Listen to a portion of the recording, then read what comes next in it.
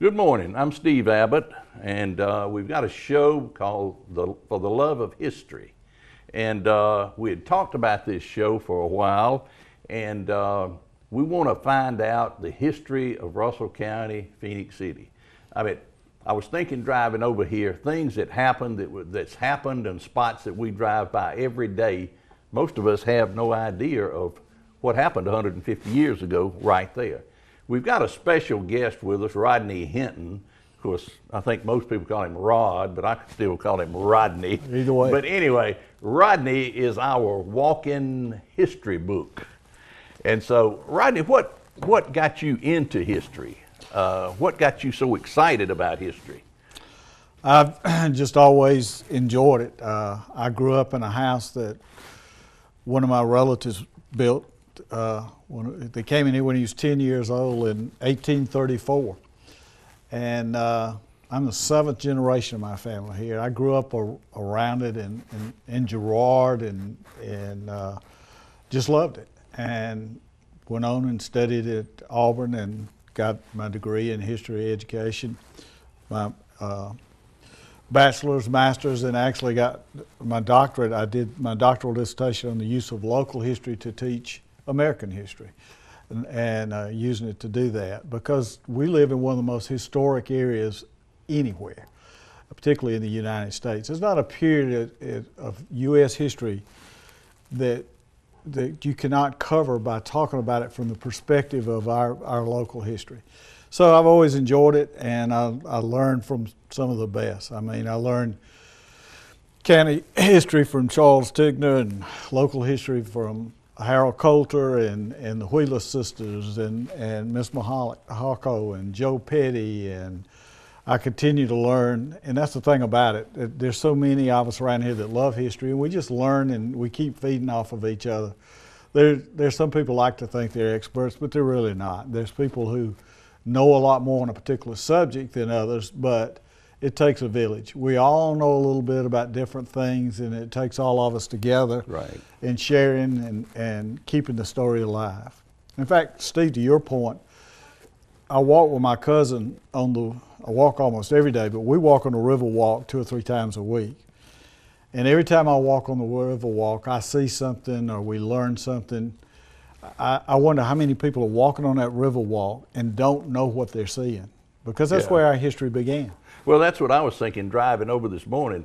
I'm saying in this spot where I am right now, I wonder what happened here 150 years ago. What happened right here? But we're glad to have you, and you can tell us. Well, let's start at the river. Let's start at the river, yeah. That's where it all began. We're at a very unique place in the United States. We're where the Piedmont meets the plains. Right. I mean, if we were living here thousands and thousands of years ago, we'd have oceanfront property. And that's the reason that... Did you know, pardon me for interrupting. No, you interrupt me all you want to. Did this you is a know dialogue. that when I was a little feller, we would go down to Uchee, and there actually in the side of there's these banks, these cliffs, we would dig and we would get seashells and all that right in Uchee, Alabama. And I tell that to people, and they say, no. That's Well, I'll tell you another spot that used to be popular. If you go down Brickyard Road, or is this old local stop, if you go down Silk Shirt Alley all the way to Brickyard, and you take that hard right up the hill going toward Fort Mitchell, or actually it comes Sunderland. out on 160. Yeah, right there at Sunderland, yeah, 169. right at Sunderland, right. As soon as you make that turn by that last brickyard, on that bank on the left used to be a very popular place to dig out shark's teeth and other things, because this was under the ocean at that time. I used to go down to where the grain elevator is when they were building that back in the 60s, and I would dig up pottery and arrowheads and all right there, and it was this deep. Well, because of that and what you run into... Nothing that would hold water, just little pieces of pottery. I understand. What you realize when you get here, and the reason this part of the country is so valuable, and the reason it was settled by the Indians first and Europeans later, and Georgia coming over and making sure they laid claim, is that you're also on what's called the fall line. Fall line, and the fall line runs all the way up the eastern coast. And at the fault line, again, it's where the Piedmont meets the plain. So if you go north of here, what do you get? You get clay, hard rock. If you go across Georgia, you get into sandy soils. Right. And if you go into Alabama, you go into the Black Belt. We're so unique in our geology and our geography. It's also at the fault line is a point that you can further navigate a river. And that's made it valuable both for transporting agriculture out of here. It also provided the source of power for the textile industry and other industries that were built with the power of the river. Right. So our geography, but going before any of the Europeans got here, the Indians recognized it too. It was great fishing there. They had their weirs and they fished the river there. They could cross the river there. When we got ready to have ferries and bridges and all, we tended to come across a little lower down around Dillingham Street. Mm-hmm. The Indians tended to go across where 14th Street Bridge is now because with the rocks, they could walk their horses across. That was more their path in this part of right. the country. But that's a powerful, the geography influenced everything that happened here. The Indians obviously were here first going back thousands and thousands of years. We think about the Indians here being the Creeks. But the Creeks were Johnny-come-lately. Now they've been here a long, long time, but they were cave dwellers here on the upper part of what we now call Phoenix City and Columbus. There were Indians and a lot of actually prehistoric civilizations in this part of the country. When the Creeks moved in, exactly what route they took gets a lot of confusion, gets a lot of conversation, some confusion and a lot of argument. But once the Creeks came in, they were actually a conglomeration of many tribes, including the Upper Creeks and the Lower Creeks. That's what I read the other day, and I didn't realize that. I thought the Creeks were the Creeks, but it was a conglomerate of other tribes that joined together there, and the Creeks were a little bit of a bunch of tribes. There was a confederation, right. and it was an amalgamation. They were very open. Right. You talked about the Uchis, and you called it the Uchis, which most people do, but Charles Stigner would get mad at you if you talked about, he said the Uchis, he said the Uchis talked with a guttural sound, and it was Uchi. Uchi. And I still have some historic friends that knowledgeable of history that'll argue with me about that, but I'm going to stick with what Charles Stigner taught me, and we call it the Uchis. And yeah, I miss Charles. Yeah, Charles was a saw Betty the other day, so she's doing well. Tommy Boswell and I, going back to how I got involved in it, Tommy Boswell and I both were too poor to go to live on a college campus, so we commuted to Auburn. We never lived on campus. We both worked in the plaza. And I worked at Grant's, and he worked in the men's store. He was a lot more upscale. What was the name of the men's store? Flowers. Flowers Brothers. Flowers Brothers. Flowers Brothers. That's just been 50 years ago. Oh, How do we remember that? But Tommy and I, we've been brothers in history for a long time, because what happened was back then, the only time we had off was Sundays because of blue laws. Right. So on Sundays, we get out Russell County Now, retrospect. Wait, stop right there. A lot of these people don't know what the blue law is. Just the younger ones. Just the younger one. Us older people, we know what the blue law is. Well, back then, you couldn't open a business on Sundays. It was against the law, unless it was the only ones I knew was a drugstore, and that didn't come until the change. That's right. And a gas station, which That's came right. later. But outside of that, it was a day of rest. It was a day of rest, absolutely. Well, rest of time. Go ahead. I'm sorry for interrupting, No, but a you lot of interrupt people all the time. never heard of the blue law. They might have heard it, but they didn't know what it was. Tommy and I would take Retrospect and Russell County Retrospect, which is a classic book on our county. Mm-hmm. But we would take it and we would travel all over the county finding and locating those sites. And we actually took 35 millimeter slides of all these old buildings and things because we were seeing them disappear. And we used those slides for years to teach history and talk to civic groups. And Tommy loaned them to another teacher one time, and we never saw them again. Oh, no. So, but anyway, technology is such that we can save now, and we've got a lot. But as the Europeans came in, when Georgia realized the value, and Georgia used to extend all the way through the Mississippi Territory, all of Alabama, and at one time part of Mississippi. They realized the value of this particular location. So when the U.S. government wanted to buy Alabama, basically, away from the state of Georgia, and that Georgia had been through some growth issues, and also the UMC trade deals that cost them a lot of money. They needed the money, to be honest with you, and they knew they were going to have to let go of the Alabama territory, and they did, but they were very wise in the sense that they, in many cases, and a lot of people think the river, the middle of the river is the dividing line, but they were smart in that. And the high water mark on the Alabama side is the dividing line. That's right. That's right. They control that river. A lot of people say, well, why wasn't any industry developed on the Alabama side? It's beautiful now because it's natural, but it went, and we'll talk about this in another episode, but it went all the way to the U.S. Supreme Court, and Georgia won the case that gave them the right to control the river. But this river was important. The Indians, a lot of people think about they were just isolated here. They didn't, this is where they lived. They didn't, they just stayed here. They were just hunters and gatherers and farmers, and they just stayed here. But that's not true. I mean, there's evidence of where they traded all the way up the Ohio River and all the way to Cuba from here. From here? From here.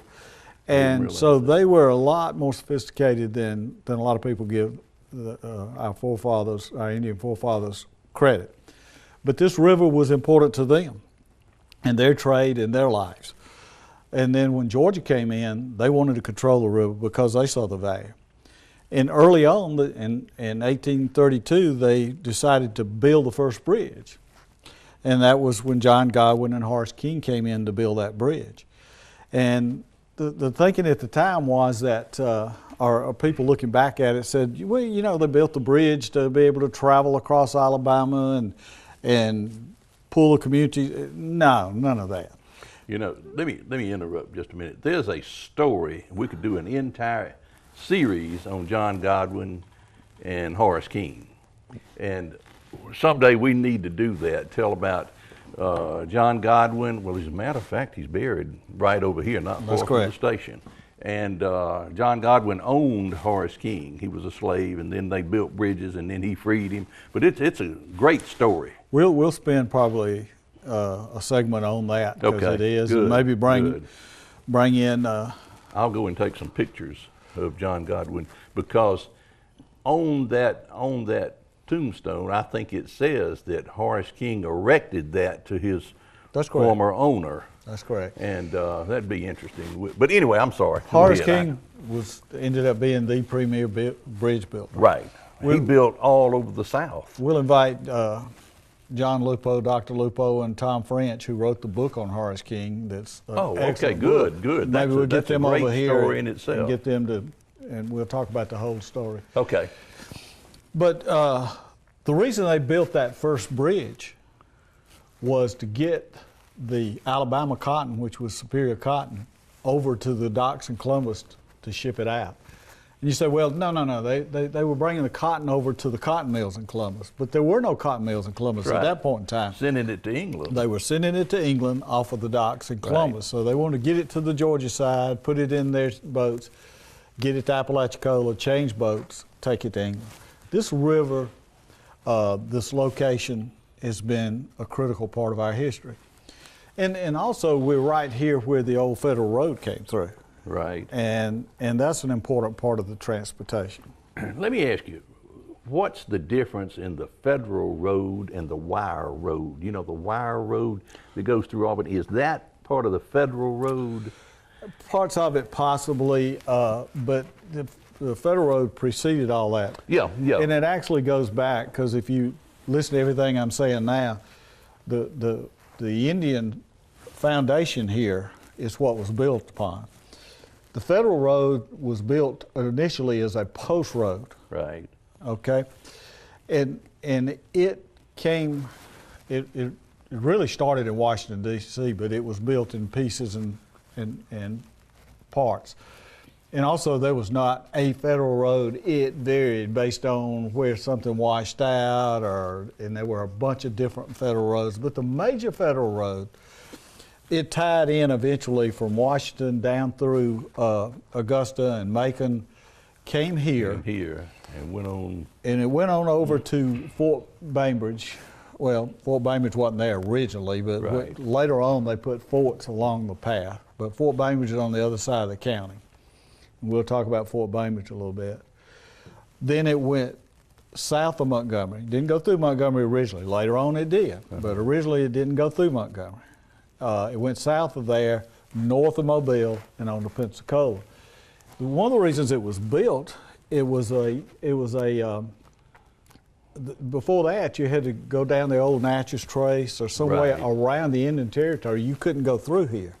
So it was negotiated in the early 1800s. A treaty was negotiated that allowed the mail to run through. Just to allow the mail to run through. Right. And nothing else. I bet still it was somewhat dangerous. It was. But later on, it was widened because of getting military troops and supplies through in a later treaty. And it was widened, and it continued to be widened, and it became the highway through the frontier because we were the opening of the frontier. And the federal road. When Lafayette came back to take a tour of America after helping in the Revolutionary War, he was treated all up through the East Coast. He was brought into Georgia, escorted through Georgia he crossed the river at Fort Mitchell. Right. He was entertained at Fort Mitchell, and Chili McIntosh, William McIntosh's son, took him from there and escorted him. Tell him who McIntosh was. Well, let's come back to McIntosh because Okay. that'll take a lot of explaining. Okay, a lot of explaining. Okay. We'll take off a little bit though. Okay. Most of your Indian chiefs that were very powerful. When you said McIntosh, a lot of people just think, hey, that's a white man that was living here. But go ahead and tell them who McIntosh was. Well, let me explain how the whole thing works. The Indian culture is a matrilineal culture. Right. They're organized around clans, and the clans have names, usually an Indian, a force of nature or an animal. The Wynn clan is the upper clan. So the chief is selected from the Wynn clan, and the chief is a male, but the lineage is traced through the mother side, not the father's. So what happens is, with the traders started coming in here and trading with the Indians, a lot of them were Scottish and English. Over at Fort Toulouse and over that way were French, Spanish from the south. They married. They married Indians. But the Indians that they married were usually from the Wynn clan, or a lot of them. Right. And if you married an Indian from the Wynn clan, and go ahead. okay. All right. If you married, if your mother was from the Wynn clan, and your father was a trader, then you were in line to be chief. But that's the reason that's the reason their names are McIntosh, McGilvery, Weatherford. You know, the chiefs, Indians, the Indian chief's name are Scottish or Irish or English, right. And in some cases French, because they could be chief because of their mother's lineage, but their father was actually European. Right. Them whole right now, Torgor said we need to take a break for just a minute. We'll be right back. Being prepared is a part of who you are, but it's especially important in the case of a disaster. Be informed about possible emergencies in your area. Make a plan that covers where you'll go in an emergency. Build a kit with the things you need to survive. There's no one more capable of planning for your situation than you. Start your plan today. Go to ready.gov/myplan.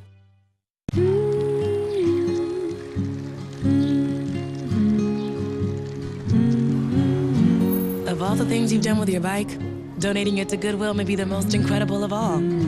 Goodwill. Donate stuff, create jobs. Okay, welcome back. We're with Rodney Hinton, or Rod Hinton. I always call him Rodney. But anyway, That's go fine. ahead. We had a little break there, but pick up where you Well, we're left just off. talking about the Chiefs.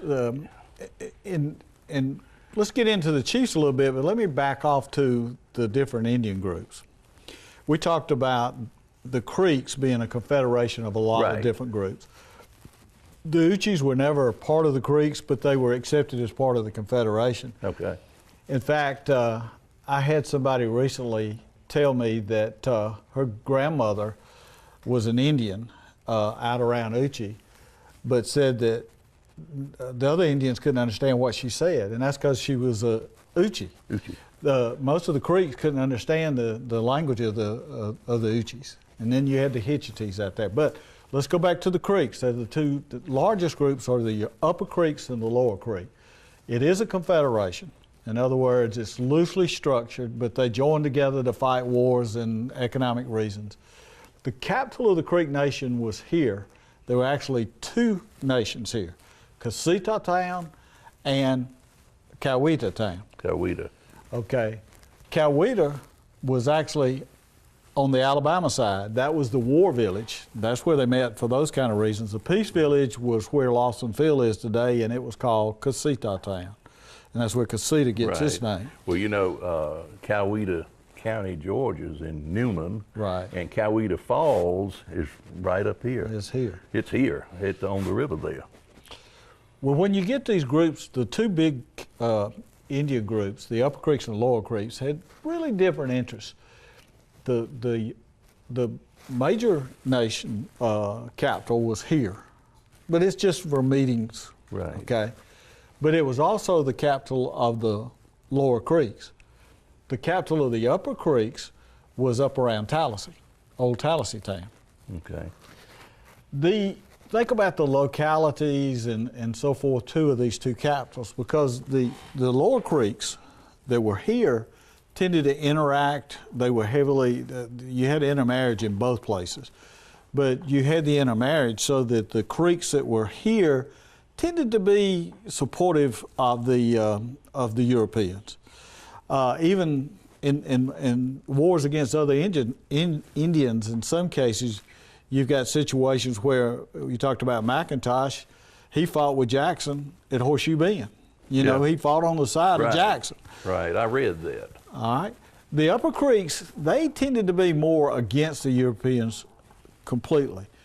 The Upper Creeks, they tended to be more warlike. They were more isolated in the interior of Alabama, and therefore they wanted to stay that way. They wanted to stay separated. The Lower Creeks that lived here, they were more open into integrating and assimilating. And that was Thomas Jefferson's intent. He sent one of his friends, Hawkins, Benjamin Hawkins, here, and the idea was to teach agriculture, teach trades, assimilation, allow the Indians to become a part of the culture. That was more a lower, not all Lower Creeks, but it was more the chief's intent. And the Upper Creeks were totally separated. Now, when you get into a lot of the negotiations, obviously most of the negotiations with the new country was with the Lower Creeks. And McIntosh, again, we'll come back and tell the whole story of McIntosh later, but he signed one treaty that cost him his life. The Upper Creeks said, you violated one of our tenets, and they went and executed it. Right. Okay. So you got conflict between the Upper and the Lower Creeks. One wanted to stay totally separated, one more to integrate more. Now, in these treaties, the Lower Creeks, and I don't want to make them sound like sellouts, because some of them, such as Patty Carr and Ben Marshall, we'll talk about later, they actually, even though they were very, very wealthy plantation owners, they went with their people out west and didn't have to. But in the negotiations, like along the Federal Road, they got the rights, these chiefs got the rights to all the taverns, all the overnight accommodations, all the ferries across waterways. The Upper Creeks didn't get any of that. So this split got to be bigger and bigger. And those two groups were very much at war with each other toward the end because they had different cultures, overlapping cultures, but very different priorities in the way that they were approaching things.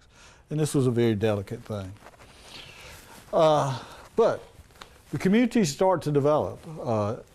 Two of the first major communities in Russell County was Girard and Glenville.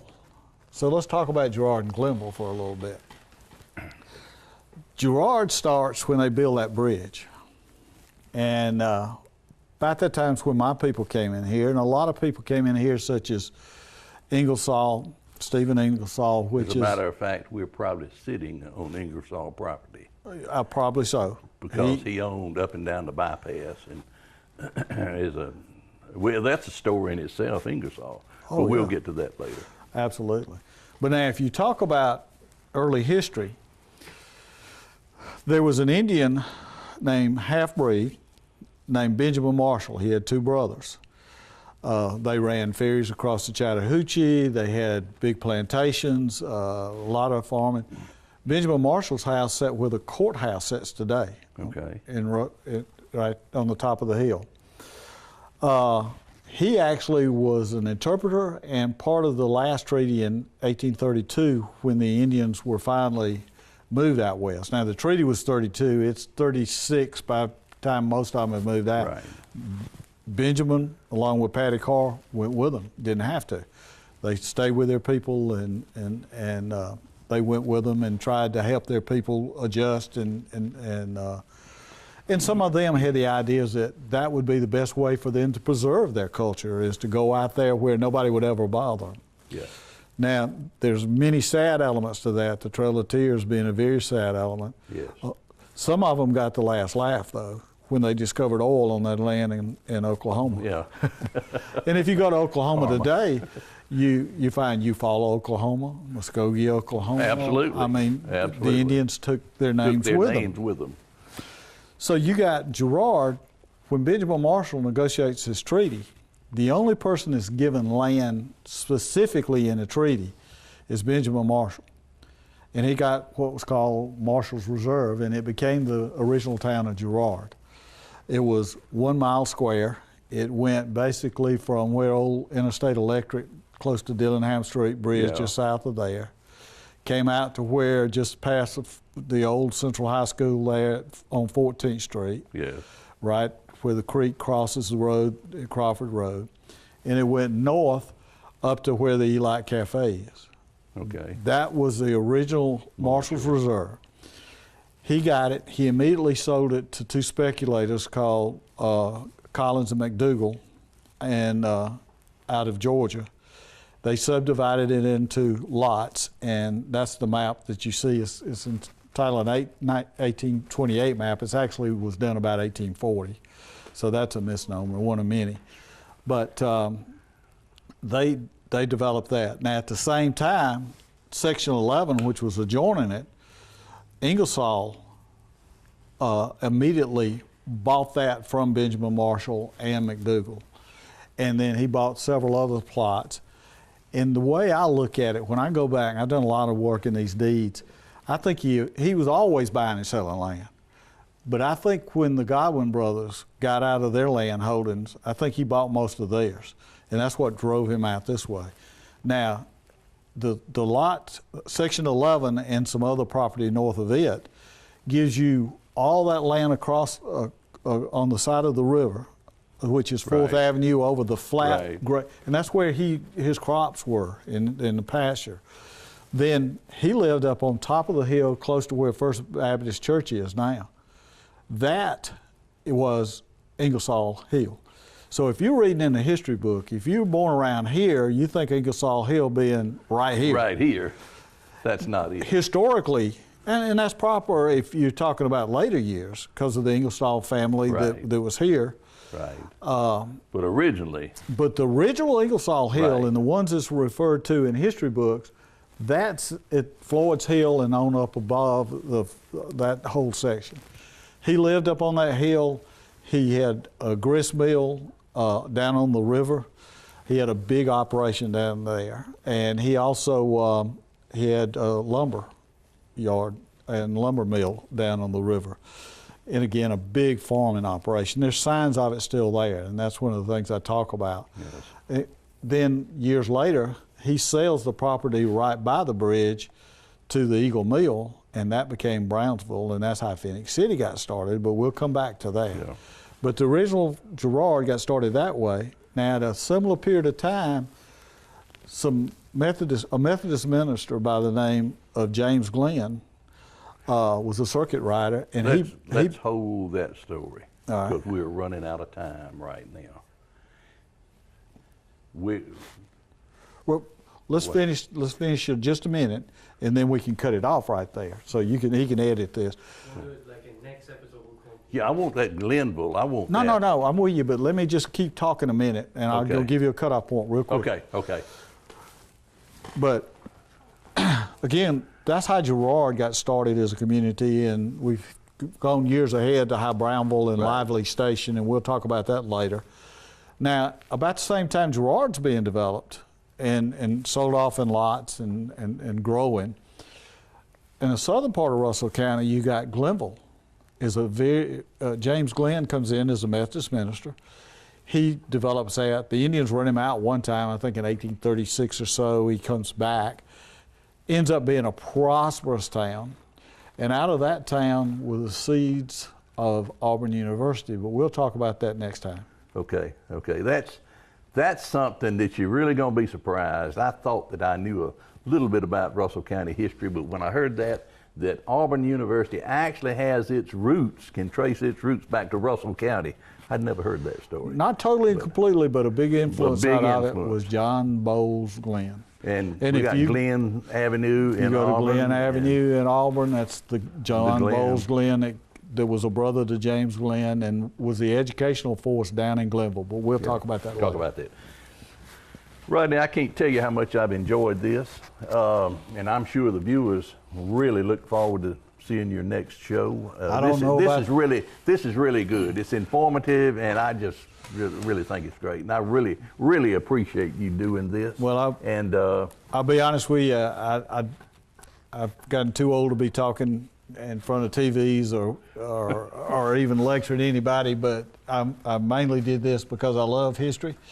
And I know you love history, yes, and I don't know anybody else I would do it with. Well, I really appreciate it. It's fun, and the good thing about television is anybody that that's not interested in local history can turn it off, and anybody who wants to watch it and listen to me ramble can. We'll do it for a while. It was really great. It was really great, and next week, just stay tuned to Channel 7, 207. Rodney will be back, and we're not going to discuss we're not going to tell you what we're going to talk about next week, but it's going to be interesting, and so stay tuned. Until next week, I'm Steve Abbott, Rodney Hinton. Thank you for watching.